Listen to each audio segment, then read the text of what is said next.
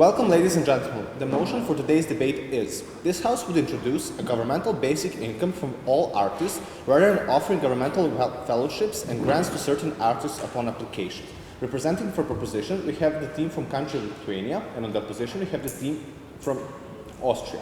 From proposition side, our speakers are: first speaker, Notas; second speaker, Martina; third speaker, Guste; reply speaker, Notas. On the opposition side, our speakers are: first speaker, Larissa; second speaker, Maria; third speaker, Valentina; reply speaker, Larissa. Each speaker will have 8 minutes to deliver their speech. The first and the last minute of each speech is considered protected time, during which points of information may not be offered. The judges will signal the end of the protected time and the 1 minute mark, after which POIs can be offered, and will signal the return of protected time at the 7 minute mark. At the 8 minute mark, they will give a double clap or ding to signal the end of the speech. Additionally, there will be 3 claps or dings at 8:15, and the judges will stop listening at 8:30. Best of luck to both teams, and I'll hand over the floor to our chair judge.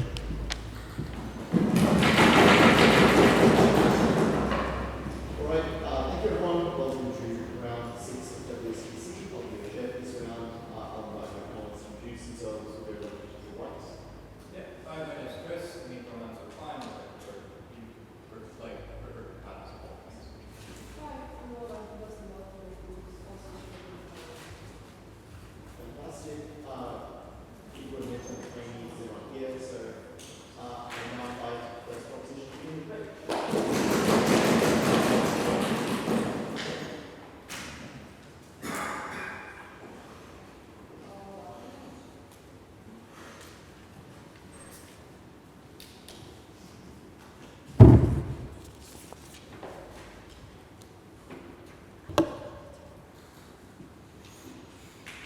Notas, I use he, they pronouns. I'll start in a second.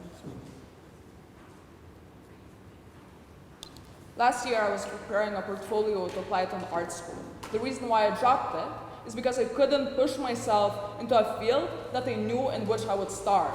I see my brother, who finished an art school and is now working in an ICOS where he has to sell electronic cigarettes simply because he cannot afford to be a graphic designer. This is the reality that all of us are seeing. This is the reality that we cannot neglect. My speech today, a few things. Firstly, on framing.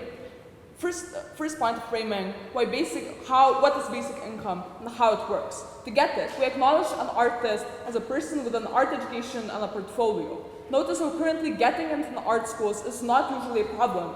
Paying them off after graduation or getting a job is a difficulty. Those who are deep into poverty and cannot allow themselves are out of the scope of this debate, as they can't afford to do that in other professions as well. People who are artists on our side of the house receive a constant minimal wage, enough to ensure basic standards of living, paying rent, buying food, affording entertainment from time to time. Secondly, on fellowship. What it is submitting a written project for your art in a highly competitive place. You need to know the specifics of project writing, as bureaucratic processes, know the keywords, the tricks. Such biases around projects evaluators usually are gatekept and only known for people who have connections, meaning they're widely inaccessible. You need to have and present the exact same art you wrote about. This usually becomes a problem in cases of waves of inspiration. You have strict deadlines, which push you to submit a product which often does not essentially is good enough, or you don't like, and that is not good enough for you. Inspiration doesn't come, but deadline comes, and that's exactly is the problem. Thirdly, we tell you that art in art fellowships is evaluated by art snobs and critics, which usually are the most traditional and privileged. Fourthly, the trend of AI and lack of support for artists in status quo leads to a downward trend of less and less artists enjoy in art. My speech today then 2 arguments. Firstly, why art is exclusively deserving of a basic income, and then secondly, how the fellowships limit the variety of art. Starting with the first argument. Why art is exclusively deserving of basic income. Why art is different from other jobs. It is extremely hard to quantify the goodness of it. Notice how majority of jobs in the status quo can have clearly set tasks and requirements that worker can meet to earn a wage and advance career-wise. Accountants have a set amount of documents to file a day. Programs have a set amount of codes to build. Art is not the same, as you cannot preset your creativity and creative process, which can take different amounts of time. this makes it really hard for artists to secure a stable job. Look at art, who's produced, like for example, one art piece is produced in a year. That is exactly hard to quantify, and that it's extremely hard to see what exactly you have done in all of these days to produce that art. And then secondly, it has intangible value. There are three values of art. Firstly, aesthetic. It is mentally relieving and satisfying for different audience. Secondly, it's cognitive. It's important to transfer messages. Educational value. Thirdly, it's experiential. It's emotionally valuable. That movements use it and push people into action. And lastly, note how art is extremely subjective. Firstly, all types of art have a niche audience. People like different things, have different tastes. Thus, it is extremely hard to measure what is good art and what you can quantify as good art, what you can pay for, and what you cannot pay for. But also, it changes over time. Art pieces are often disregarded or seen as unimportant in present times. But after some time, they're seen as the most influential pieces simply because people were not ready for them. Look at Van Gogh's art that was not valued in the time, but now it is seen as the most influential art and artist in a while. What does this essentially prove? We posit that art is an exclusive in a way that firstly, all of it is important and deserves recognition, and funding it always has some value. But also, it is a field that makes it hard to secure a job for artists. No. Why is it bad without basic income? Firstly, it is extreme emotional damage to the artist. Notice how artists have an inherent need to create art. So when you just have to write it into a book to feel satisfied, when you just must tell that story and share that message through a paintbrush. What this means is that on their side of the house, they have an intense mental suffering. They're unable to do that. When they're pushed into other jobs, into other spheres, they cannot fulfill that. Before I move on to my second argument, yes? Basically, first you say that in your framing you only include people who have education, then you say that art cannot be quantified as a value. When you graduate, it means that you're good at something. Please engage. Look, in order to speak a language, you need to know words. I may be a really good writer, but if I don't know the words, I will probably not be able to make up a story. We tell you it's similar with art. In order to produce art, and in order to express yourself, you need to know all of these traditional aspects of it. You need to learn it in order to convey your message, and in order to not be stuck on some ideas without the capacity to express that. You see, we say it is not hard to get education, it is hard to get a job. You need to prove why your analysis stands. And then the second argument, how do fellowships limit the variety of art? This is defined by the application and granting process for fellowships. It's extremely flawed.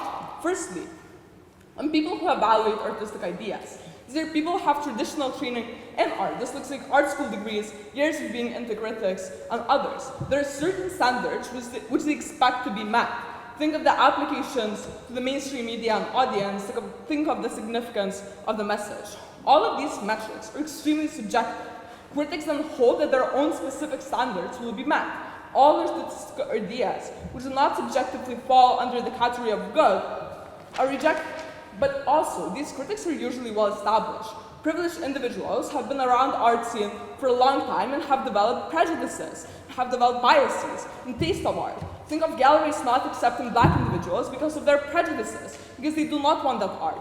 Even if they're not openly racist or homophobic, they subconsciously reject the message of a minority art. Think of critics not valuing indigenous art, about colonialism, or simply meeting the artist and seeing them and being essentially pushed by their subconscious biases.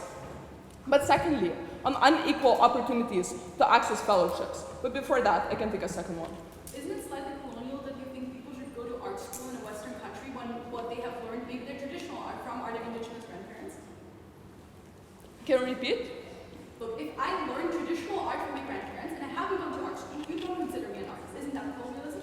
Yeah, no, look, essentially what we tell you is that currently the access to art schools is pretty big. You can get things such as scholarships. You can get things such as like ability to get into these schools. We tell you it is not hard, but essentially what you do have is you have all these kinds of concepts to learn from. Because sure, your grandmother may have learned, taught you how to paint these specific types of things, but she may not have learned you how different colors impact your emotions, or how different compositions push you into the painting or push you out of it. This is extremely important, all these kinds of art. But then on unequal opportunities to access fellowship. Well, everyone can apply, but not everyone's treated the same because of their connections, sponsors, and privileges. If my professor from Oxford is now helping government grant fellowships, you're more likely to get that money as they know you and they want to support you on a comparative when there's essentially nobody evaluating ideas and determining their value. Various artists are more likely to experiment with their art, to create unconventional art. As a result, art is more likely to become various and exclusive. It's more likely that the unconventional ideas will enter and represent different groups. This fulfills the purpose of art to represent all different groups and their problems. Thank you. Thank you for this conversation. I invite the first conversation.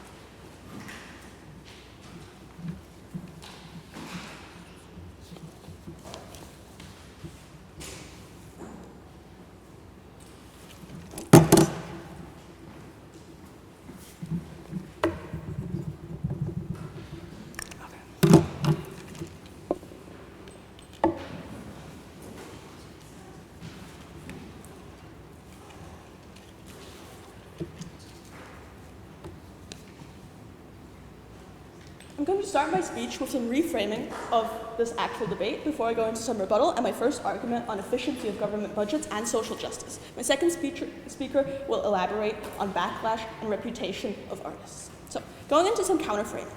First of all, if governments could give money to everyone, they would. In reality, we can't.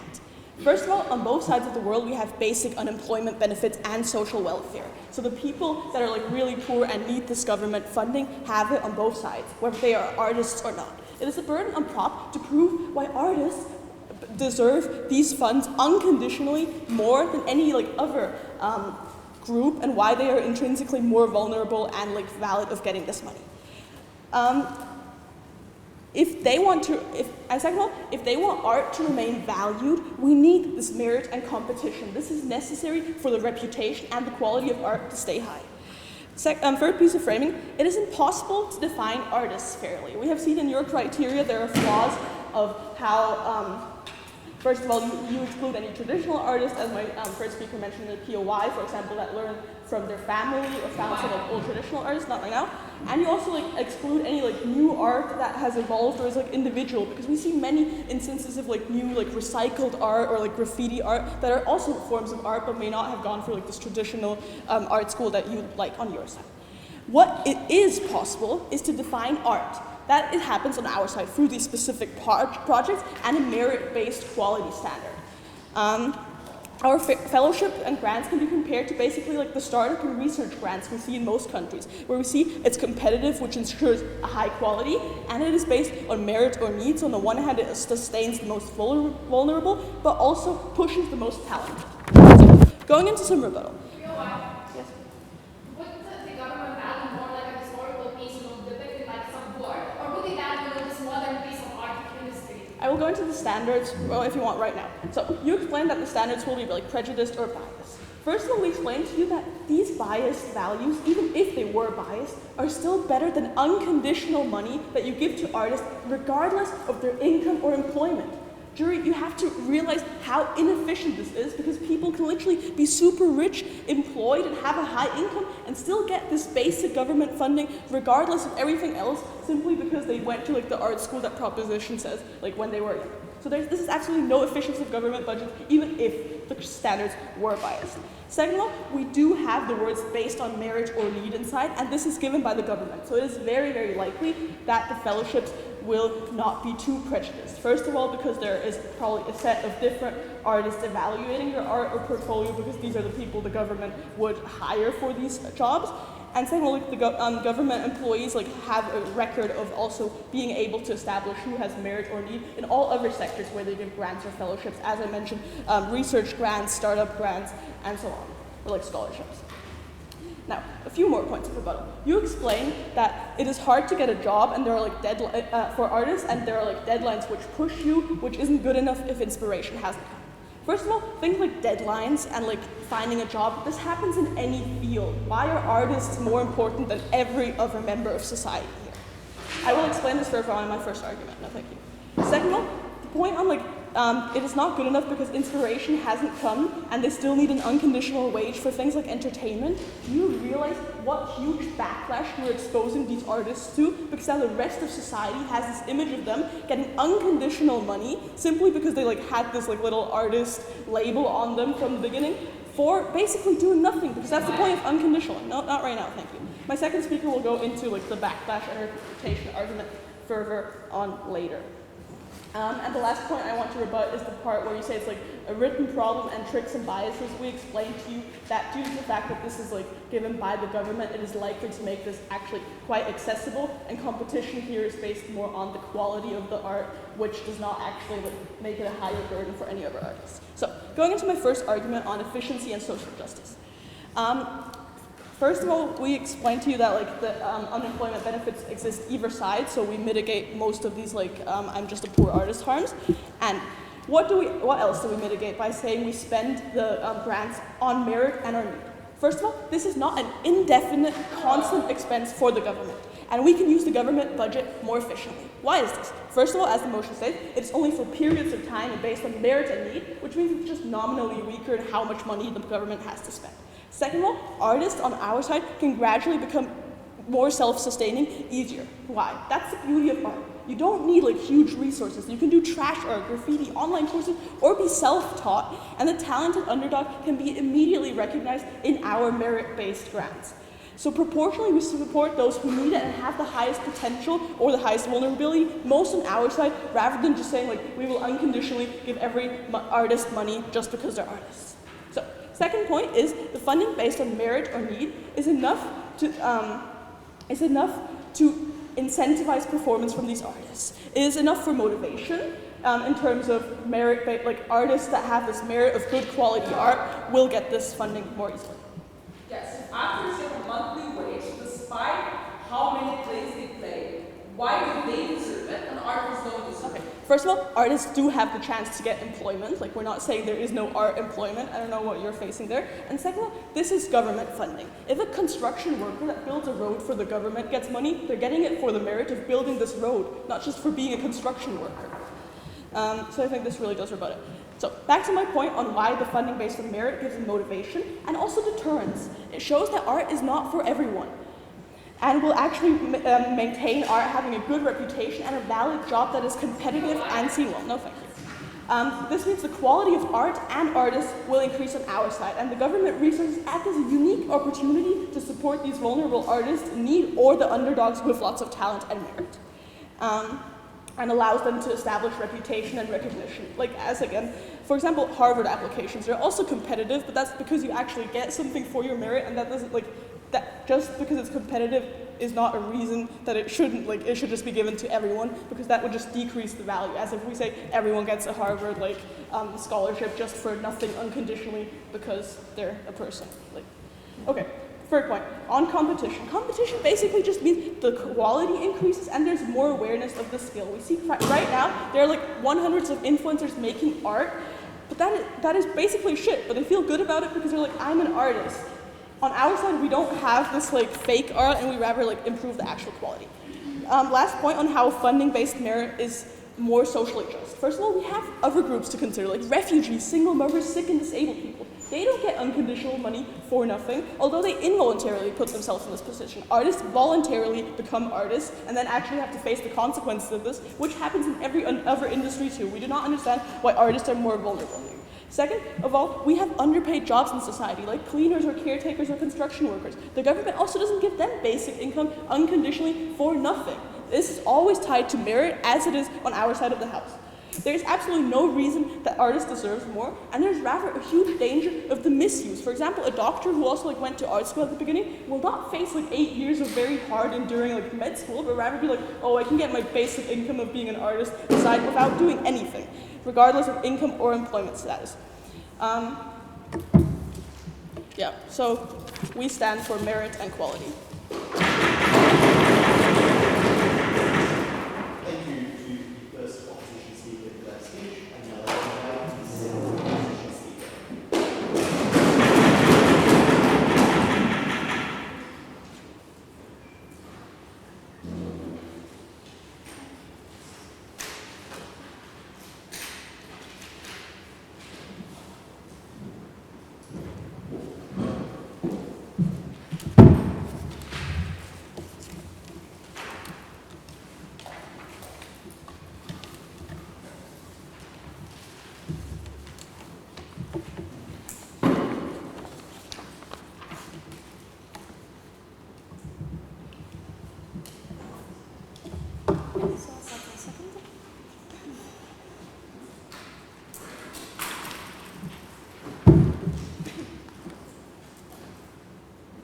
One of the most unique and special branches of Expressionism, Baltic expression, was started by an artist, Samuelis. He spent days living on the breadline, struggling to get any money or support because his art was new and unacknowledged. We tell you, panel, this is one of the few artists who make it through the glass ceilings of the barriers that are put in the art industry. We're very glad to have more forms of expressionism and more artists included in the industry on our side. Very proud to stand proposition. In my speech today, I'll go over a few strategic mistakes coming from their side, and I'll move on first to justification theme in this debate, and secondly on quality of art. Before that, let's note why essentially side opposition loses this debate, right? We tell you, first of all, they simply don't understand that this is a fiat, like we have fiat in this debate. They tell you that the government has limited money and can't give it. We tell you we have the fiat the way that they do, that both sides have the money to dedicate to these artists, right? But then furthermore, they simply tell you that, essentially there are other jobs that deserve it more than art, but they never give you any exclusive reasoning for this. We literally give you 3 structural reasons in our argument why art is so exclusive, we make it so clear for them, and they simply just not engage, right? But then secondly, we tell you that they simply pick at this one framing point of like criteria of education. It's clear that this is the only rebuttal that they have, but we tell you that essentially, that when we bring in education, that's where you preempt that the art that is being funded and gets a basic wage is simply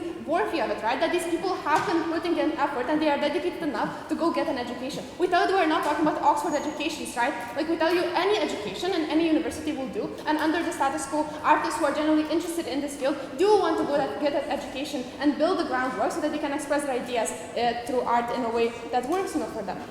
So essentially we tell you this is at the point at which they fail to engage. But moving on to justification, on which side is more justified in pursuing their side. We bring you analysis on how it is simply very unfair competition under the status quo in the art industry, right? We tell you this is unfair because rich people, have the ability to get, Harvard education in art schools. They can have that, in their, essentially, in their description of their life when they apply for, the fellowships on their side. And these are the people who get the money. These are the people who already have enough money to do these things, but they get even more benefits on their side. But furthermore, we tell you that essentially it is unfair and they never prove to you why their fellowships work. We tell you that fellowships have critics who decide who gets the money, right? And those critics have very limited thinking, right? At the point at which they have traditional ways of valuing art, right? But we also tell you that they have biases, right? Because these are usually, individuals who are privileged and they essentially will not likely give, money to minority art.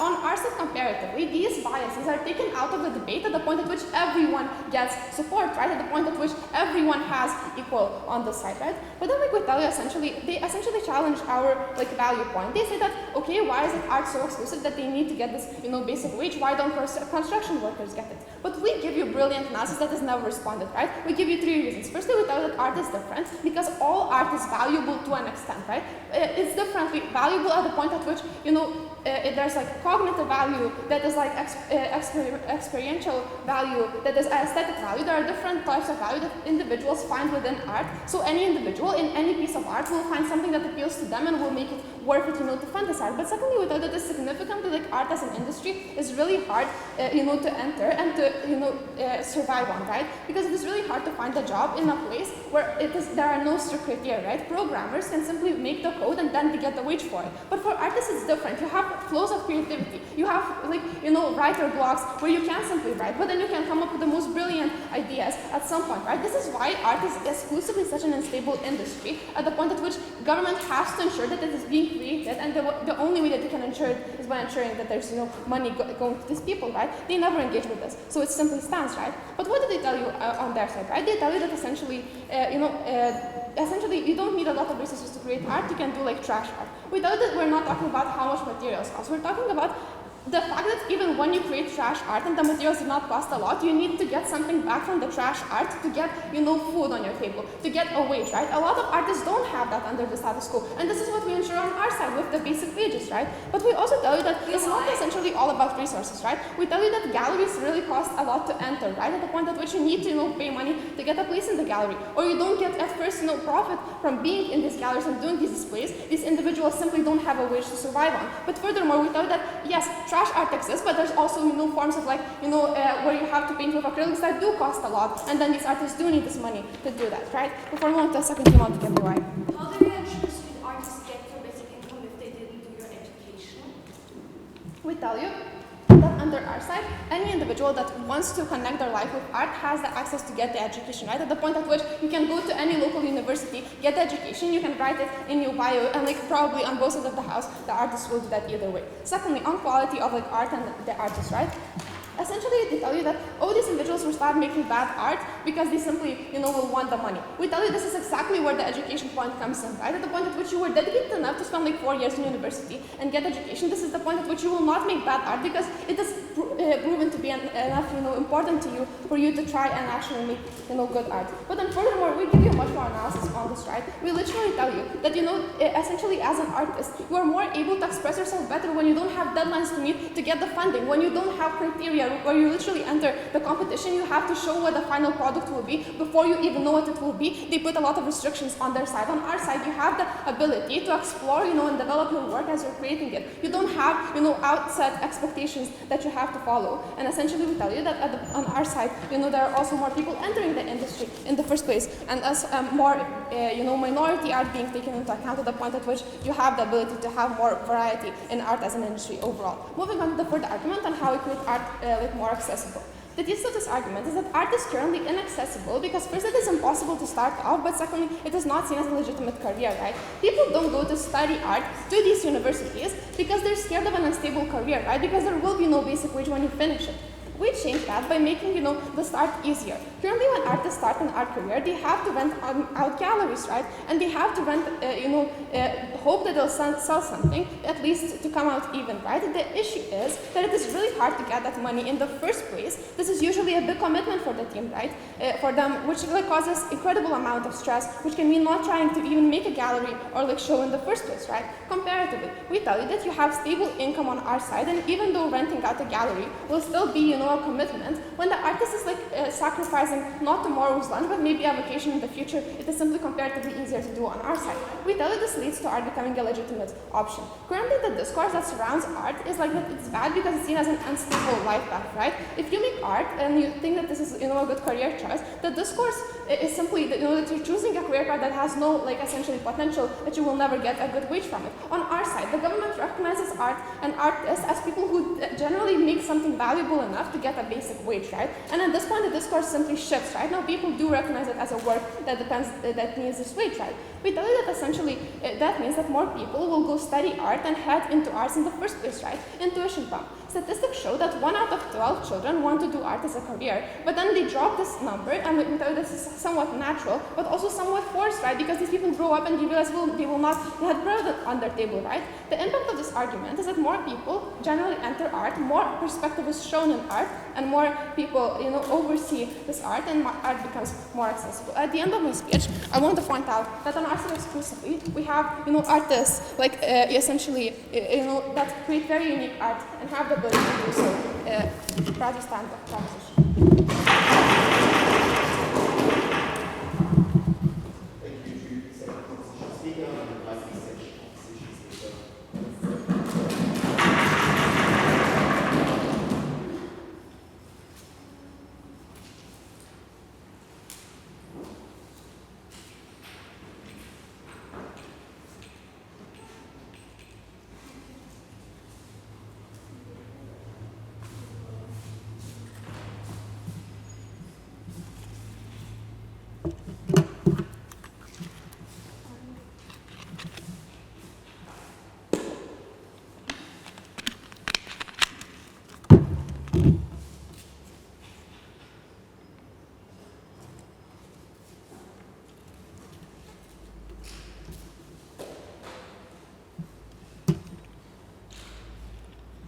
start my speech in 3, 2, 1. So what said opposition needs to realize is just because you want to do something, it isn't inherently the best thing to do. If I want to be an astronaut, but the odds are unlikely and it's actually bad for me, then it's actually better for me to pursue another education, which is also more stable.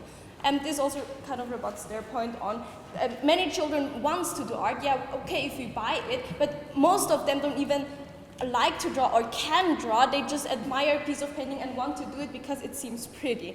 And also on their point of, which was also my POY, on like everyone gets educated, because the system on their side of the house is that only educated people will get this benefit, but what we value on our side of the house are the vulnerable groups of people who have a hard time to start into art, because the people who actually go to art school, who do these 5 years of art in their art school, are way more likely to have a connection after the art school to start their life as an artist, and they are the privileged one, while you do not address the street artists, the one who have traditional art but didn't go to their art school, because they do not get any funding on their side of the house. And you also said that, yeah, people need resources to do art correctly. Like, those are schoolies who literally go to art school, so it's intuitive to assume that they have the resources and can afford them because they go there anyway.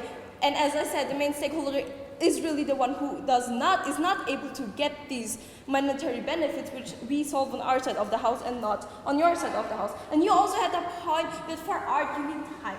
First response to that, motivation and inspiration is good, but you only get it if you actually push yourself to do it. If you just wait and say, oh, I need motivation, motivation starts if you actually start doing it. And second point, as my first speaker has said, many of those people are actually employed, so you still have a deadline on writing your book, on doing your art. And even if you are not employed, you still have a deadline because you only get your basic needs funded. So if you really want to have a better life, you need continuously publish art, which is also a deadline. So this is like symmetric on both sides of the house. So what they also try to push is that they have more chance to be an artist on their side of the house, because now they have a chance to do art and have like a stable life. First point on that, what makes you successful as an artist? It's A, people like your art, and B, you have the outreach. So the point of outreach, what makes in art kind of like days a person, an artist, like famous, it's like social media. So they have the chance on our side of the house to get famous anywhere, or like have their connections, and if they have like connection, they have connections from like artists, so it's like on our side of the house, and this does not change on your side of the house because like of income. Second point, because people like it. So even if you have this basic income you tell them have, it's based on people if your art blows up. So on your side of the house, the artists still won't blow up even if they have this income, because it relies on people. So it's symmetric on both sides of the house who actually blows up. So, but on your side of the house, they push on longer and continue in this pain because they have this, oh yeah, the art students only, sorry, and because they have like this, but I have the basic income and I can push more longer. And this is also where, like, as I said, they need to notice that just because you want to be an artist, it is not the best way to pursue. Just because I start medical degree, it doesn't mean that it's inherently good for me. This is why actually oftentimes people switch around.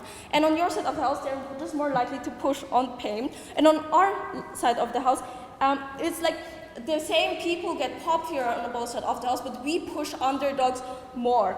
And the difference is just you give it to arrogant schoolies, we give them to underdogs, and you just had a whole point about art is privilege and we need to push people. You literally give money to the privileged people who had the opportunity to go to art school, while we prioritize people who didn't have the opportunity, maybe some did, and actually really need the resources and do traditional art. And you also have this point of like artists deserve it because they firstly don't get wage, secondly art is subjective, and thirdly it changes with time. So firstly, the wage I already rebutted in my rebuttal, and my first speaker also did. The point on subjectiveness, it doesn't change on your side of the house either, because on both sides of the house it is subjective. And thirdly, it changes with time. This is actually what we say.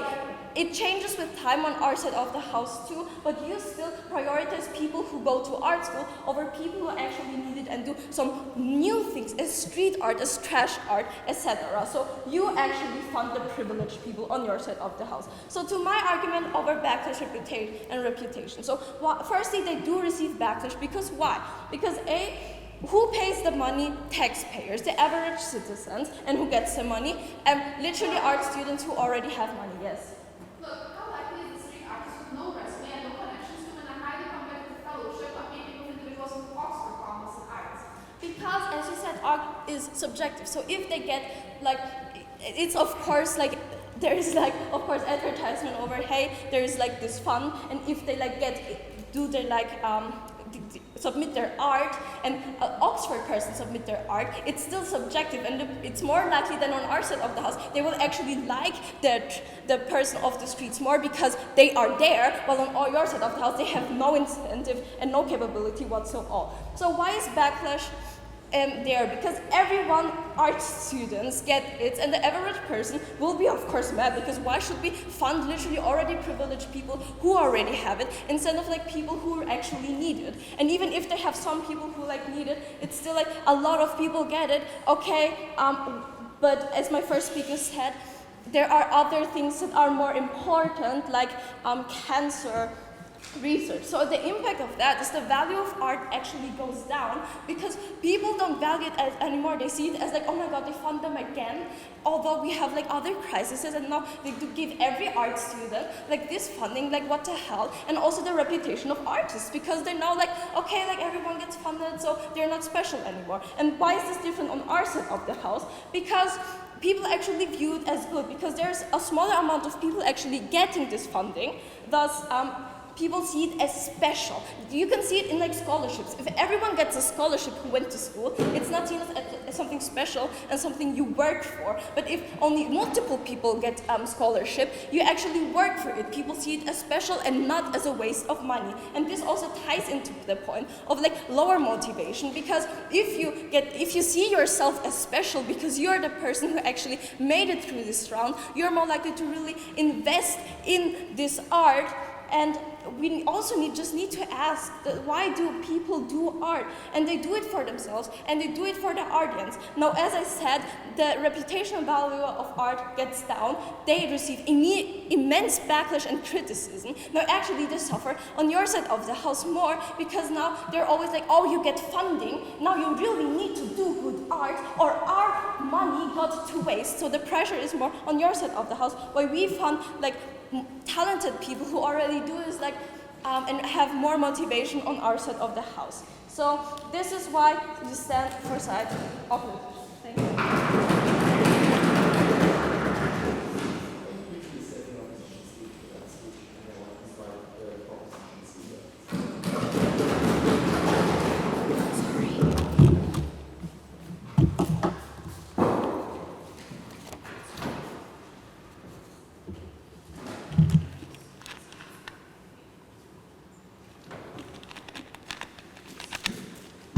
She, her pronouns. Opposition simply hates art. They forgot that both sides have to defend it though. They never prove any positive material on fellowships. Therefore, merely on our positive material on like basic income for artists, we already win this debate. But before I move on, firstly, two main issues coming from prop, then turn to clash points of like which side of the house achieves like better conditions for artists, and secondly, which side of the house actually fulfills the quality and purpose of art, right? So now let's tackle the main issues coming from opposition. Firstly, they do not understand the exclusivity of art, right? And they never engage with the material that we bring. Because we tell you that art is not just about the product, right? It's also about the process and the idea that goes into art, right? But secondly, we tell you that it's subjective. Therefore, you cannot simply evaluate it the same way you evaluate office work, right? Because there are no checklists that you can simply like put like the text on and tell you, oh, this is good art and this is not good art, right? We tell you that these are two exclusive mechanisms that opposition has failed to engage with, right? And it's simply a response that they can say is like, that they have is like, oh, but we can spend money better, right? But notice that like the motion that we're debating today has the same fiat for both sides of the house, right? Meaning that we have the same amount of money for both sides of the house, right? The difference here is that we decide to give like basic income for artists, and they like give fellowships, right? But secondly, when they start talking about refugees and like construction workers and so like cancer patients, we tell them that this is not exclusive, right? Because you cannot take away money on their side of the house from fellowships and give it to like cancer patients. This is not what the motion is about, right? Panel, please like note that in your flow sheets. But second problem coming from opposition is that they have a problem with us on our side of the house, artists like actually having to have a degree to like acquire this basic income. Two responses. Firstly, we tell you that this is not hard and this is not a high criteria, right? You basically need a degree to get any job, right? To get into an office job, you know, to be a psychologist, whatever, you need a degree, right? And tell you that like art schools are not that hard to get into because you can go to a local university, right? They all have degree programs, art degree programs that are free, right? But like notice that you simply need to learn how to express yourself, right? Because the graffiti artists, maybe sure they practice in the room, right? But the ability to express like all of the ideas, they needed like the guidance, and we tell you that like a university degree is simply that. But secondly, we tell you that like the art degrees that they get is still valued on a position price, because when you're submitting your idea, you're also submitting your CV, right? The difference here then is that like the art critic sees that you finished Oxford and another person finished a local university, and the comparative happens is that they will value the Oxford degree much more because simply it's like Oxford is prestige, right? We tell them like they never prove to us why they would on their side of the house value that street art. That is why they already lose. But now let's move on first touch. On which side of the house is actually better for artists? What we give you is like we tell you that the instability on opposition happens for artists because you know they suffer and cannot create art at the point at which it takes a lot of time and you do not have income on which to like support yourself, right? We tell you that even during the application process you still need money, you know, to pay rent, to eat food, right? On opposition, at least on proposition, at least on our side of the house, a writer who is like you know, writing a book does not have to rely on their relatives, right? While writing, because they simply can't rely on this basic income. The difference here is that on their side of the house, they do not have this. Therefore, that person, you know, while writing that book, also has to do another job. But second thing that we bring is that we tell you that it's much harder to get a fellowship for you if you are a minority, for example. Because we told you like explicit analysis about critics, how they're likely to have, even if not like direct biases, they have like subconscious biases. The only response that they have to that is like, oh, governments will hire objective people. But even if that happens, right, you are still subjected on which the message of the art is scary, right? Because if I'm a woman and I'm like a white privileged woman and I'm a critic, I will not care about like an indigenous problem, right? Because I simply do not understand it, right? At that point, I'm not going to value that art as highly as like other art, right? What they bring to us under this flashpoint. Firstly, we talk about how it is unfair that all artists get like no basic income and how some simply make better art than others. But notice how they're so contradictory. Because in their first speech, right, they tell us that like, oh, you know, graffiti art is good, also it is good art. But like, they tell us, you know, that like, oh, but they talk about the graffiti art, but attack us, you know, oh, but you need a degree, right? But then on opposition, they tell us that, oh, some art is better than other art, right? Then who values whether graffiti art or like that the historical piece is better, right? Notice that they themselves agree that not art is good art, and we are the only side that like proves the exclusivity that all art at least can have the possibility to become good art, right? But secondly, we tell you that like this job as being an artist evokes emotion from people, right? It has cognitive value and like not simple tangible merit. That is what like white people that are artists also like creating this art are fair to get this basic income, right? Because they prove like this, they create this exclusive value to the society, at which they contribute to culture, at which they contribute to entertainment, right? But that's a very simple way, right? On their best case scenario, sure, only like the people that really need the money get it, right? But like some people, like some minorities that have good ideas, but were not able to express them that well, do not get the money, right? On our side of the house, sure, like rich artists, along like not so rich artists, get the money, right? But at least on our side of the house, we all like have a fairer society, fair artists who all get the money and who all get the possibility to then do art. Secondly, we talk about like motivation to artists, right? Two responses. Firstly, we tell that creativity cannot be forced, right? Because creativity is about how you feel, and like people and artists under pressure actually are not able to perform that well, right? Because they feel that they have to meet the deadline. But secondly, we tell that you demotivate artists at the point at which there are so many different art styles competing, right? And you do not know which path to go because you do not know what your critic will like, right? But thirdly, to talk about backlash, right? Two responses. Firstly, we tell this is symmetric because if they, on their side of the house, people get fellowships, right? The society is going to be mad at them because they get fellowships, right? But secondly, we tell that people generally like art and they like artists, right? Look at how they go to museums and they do not complain that museums are subsidized, right? This is simply nonsensical coming from all. Before I move on, I think that Why does an uncreated, untalented artist on your side deserve unconditional income? Sorry, can you repeat? On our side, the artists have merit to receive the grants. On your side, the uncreative, untalented, unliked artists get unconditional income. Look, you talk about merits, but it's not really clear what those merits are, right? You never explain to us what are the criteria that like these critics are going to judge upon, right? We give you exclusive mechanisms of how artists are so exclusive that they all deserve to get this money. You never like pro any positive material.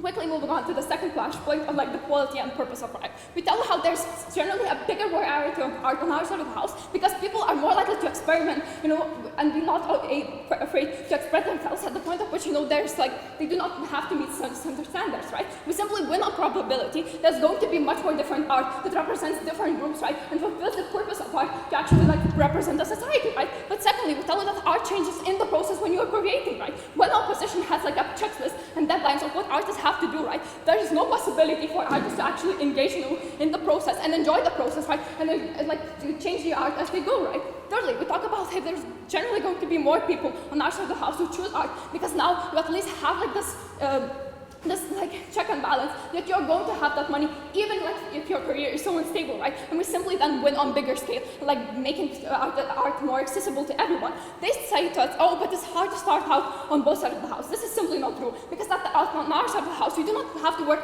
in a cafe and also do art, right?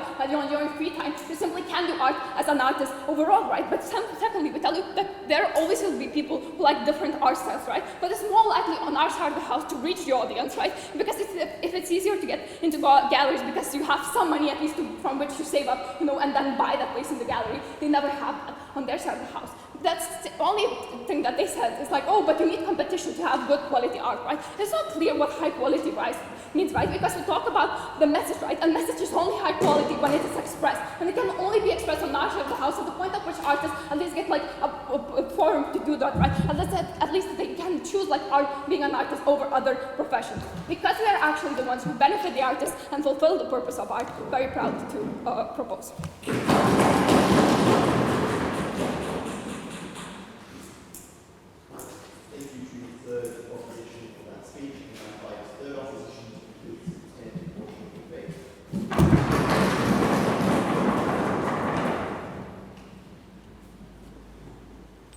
My parents are both artists, and they both went to art school, right?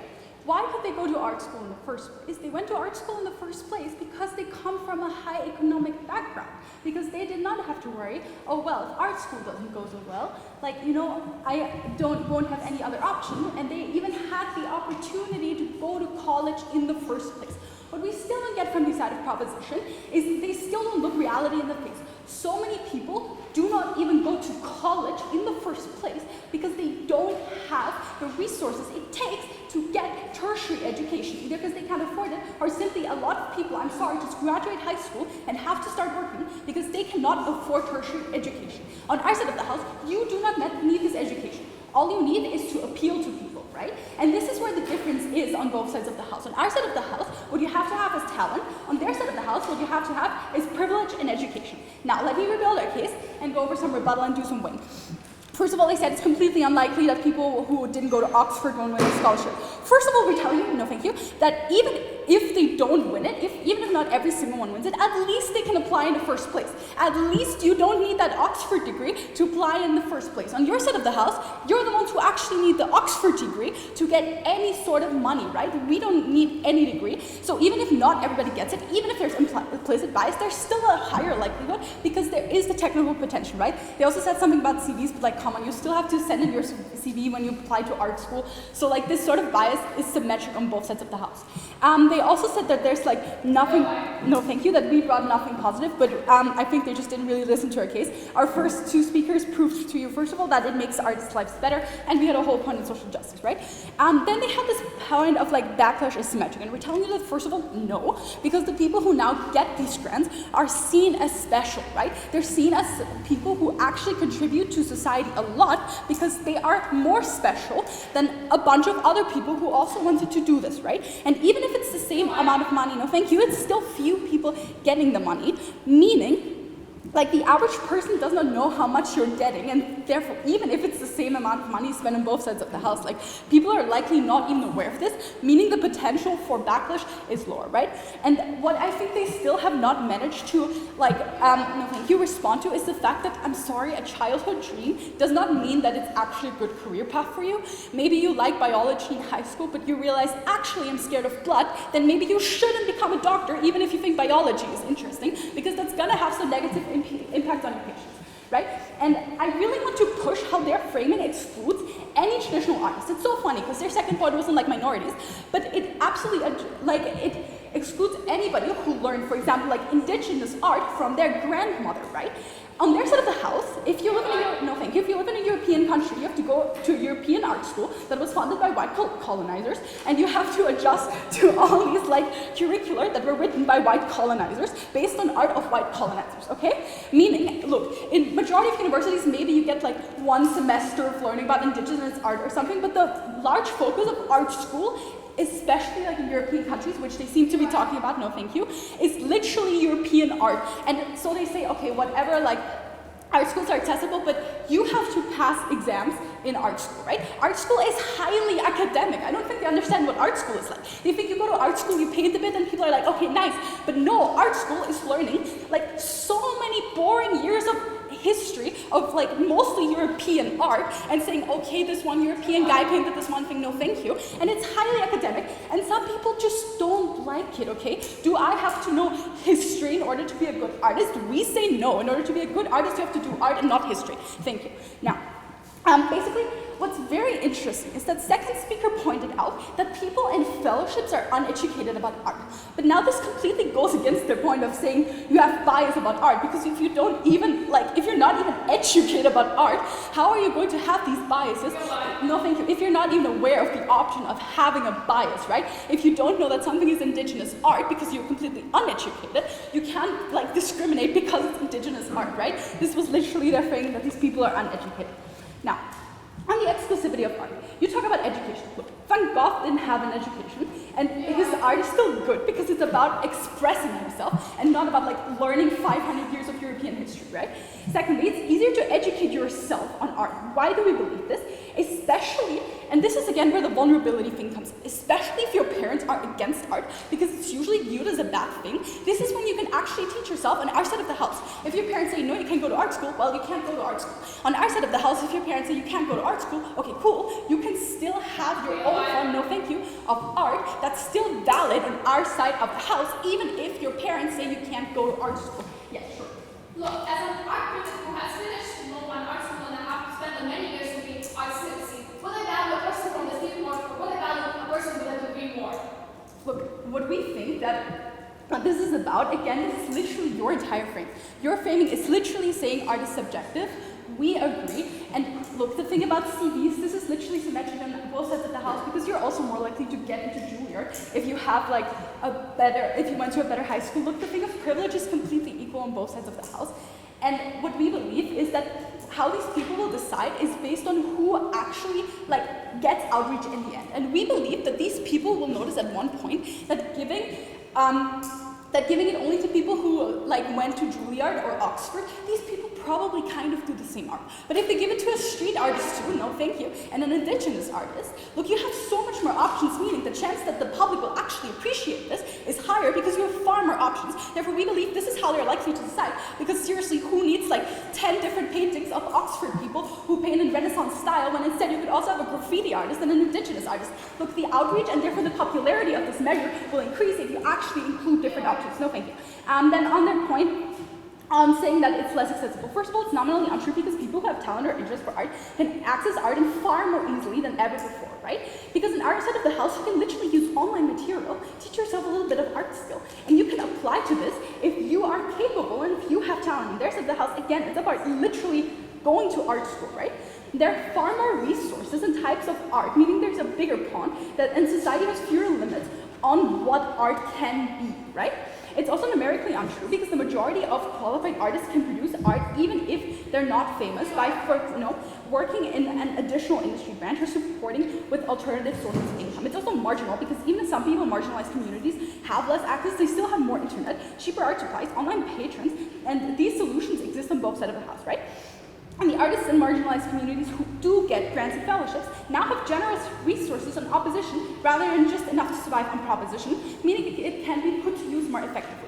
And thirdly, why this is actually outweighed, look, we prefer to have people who have skill and drive to reach the top tier and who are actually really ambitious and who are willing to stick to a deadline, because apparently that's the problem on proposition, than to have a few people who can't even stick to a deadline, that like a bunch of people who can't stick to deadlines getting endless money. And look, even if less people do art, let's be real for 1 second. They said, look, not everybody who wants to do art gets to do art. Okay, honestly, I would rather prefer to have a few of these people being a little bit sad because they didn't go to art school but becoming doctors and saving my life than like all these people going to art school being happy and no doctor being there to save my life. Look, we think if just because you like art doesn't mean you should become an artist, right? So on scale, we give benefits to people who will actually produce good art, meaning we get more artists, right? And what we say is quality over quantity. We also really promote the value of art because it's not something that we waste our tax money on. Vote for opposition.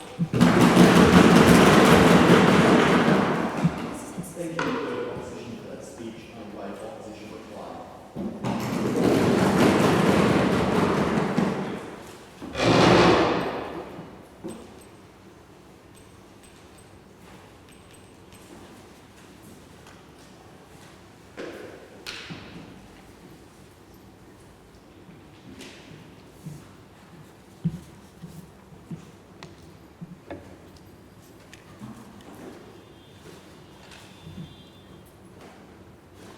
In my reply speech, I'm going to go through 4 main clashes and weigh them for you, starting with the quality of art.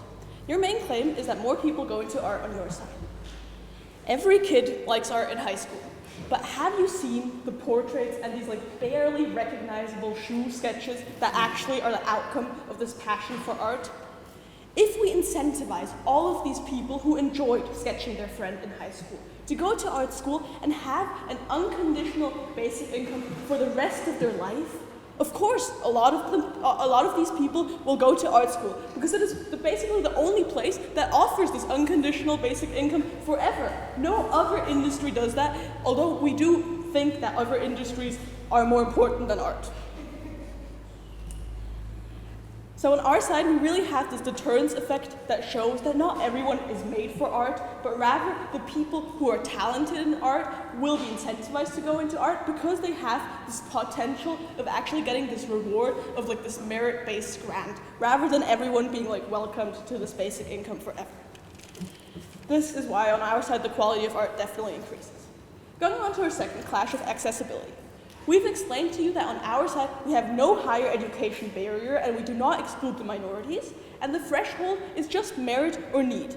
We've also explained to you that the government selection will of course not be openly discriminatory or biased, and the government will hire known art evaluators or artists. So this is actually quite a fair thing based on merit or need.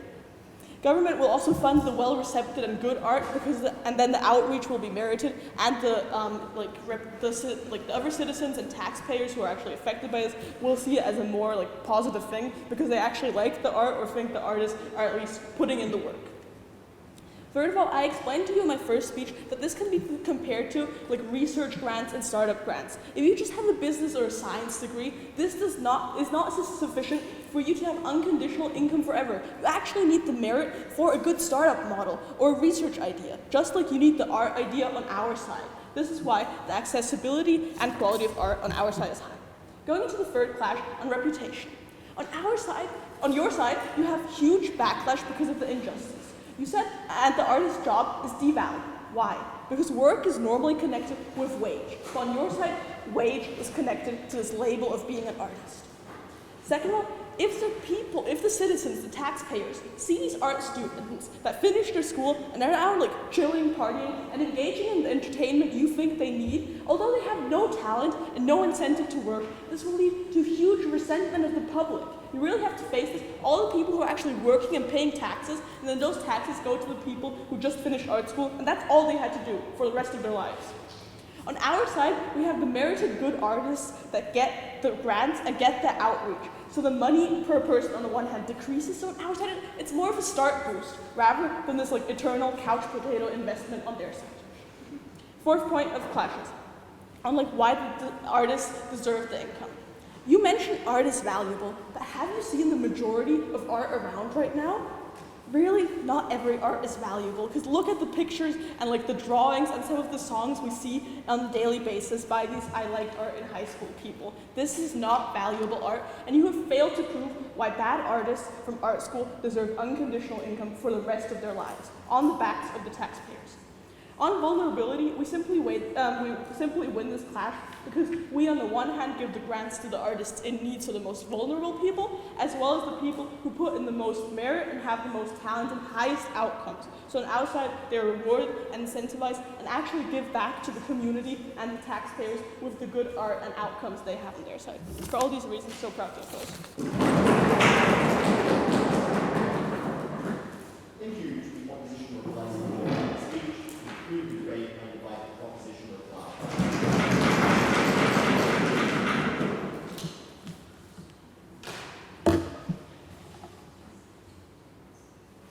Their side is not holding a high school art competition. I might be really cool with my name tag entering a contest with teenagers, but I will never compete with artists who have gone through journeys of self-discovery and education. They cannot claim things such as no bias or like it's based on need. We give you a model, they never tell you why their model is more likely, they never engage with it. We tell you it's like projects, it's competition, it's literally the motion. My speech, I'll go through a few things. Firstly, I'll talk about quality of art, and then I will touch upon a little bit the quality of life of artists. Which side, essentially, is able to achieve better art? They say, oh, we have self-taught artists that are allowed into these competitions, therefore ethnic minorities can do art. We tell you, firstly, this is absolutely inexclusive, right? Because ethnic minorities usually have these, these minorities usually have a comparatively harder time getting into things like galleries if they create things like ethnic art. 3 reasons why. Firstly, they're seen as not a safe bet for gallery. Secondly, they are faced with like art critics' subconscious or conscious prejudices. Thirdly, they have a bias against what is good art. The delta here is the capacity to be allowed into galleries, and how much they win the project is dependent on biases of snobs and on gate-kept knowledge of project writing. Consistent capacity to live off of art when you win only sometimes is not good enough on their side of the house. You usually don't even win these competitions because it's so extremely competitive that only the top artists are likely to get into these competitions and win and get these prizes. Comparative here is, on our side, you can take a loan for university, you can make a portfolio, it is not inaccessible. Ethnic minorities and others can literally do the same thing. I'm not really making the link why ethnic minorities cannot go to art school. To say that is simply racist. But you have look, Bana, have you ever tried drawing a hand? It's shit, right? We tell you, it extends to all other forms of what is to make art. You need to understand things like colors. You need to understand things like composition. You need to understand history. You need to grasp all of that in order to put ideas from your mind onto your paper. We tell you this is crucial, and this is why these people want to go into art schools and want to go into universities. This is why they follow these degrees, because it is the access of their life to put ideas from their mind onto their paper. What happens is that on their side, your wage is dependent on biases and gate-kept knowledge. On our side, we reach a wide scale of people who are able to survive off of art. We reach a bigger scale and we make it more accessible for everyone. But then, on a comparative, we tell you that we uniquely have an ability to get art that is unconventional. Look at how it impacts intense emotional experiences of the viewer that they can experience, even if it is not conventional. It also includes things like ethnic art that you talk about, because these ethnic minorities go into art schools, when they're able to like get funding in order to not starve and get into galleries or make galleries themselves. We also have things such as capacity to have representation or have like different experiences in art galleries. No more Samuelis dying in his 20s, no more Van Gogh being pushed into blue period, no more starving artist stereotype. But secondly, the impact we have is the intensity of intense quality of life of suffering artists in the status quo that improves on outside the house. This is major scales of people have their whole lives ruined because they either died or were forced to give up their purpose of life. Lastly, they concede in their second that art is subjective. This means they accept an analysis why all art is inherently important. Even if some people are making some shit art, it is only shit for me, but not for Martina. Martina may think that my art that I like is shit, but it's not shit for me. Thank you.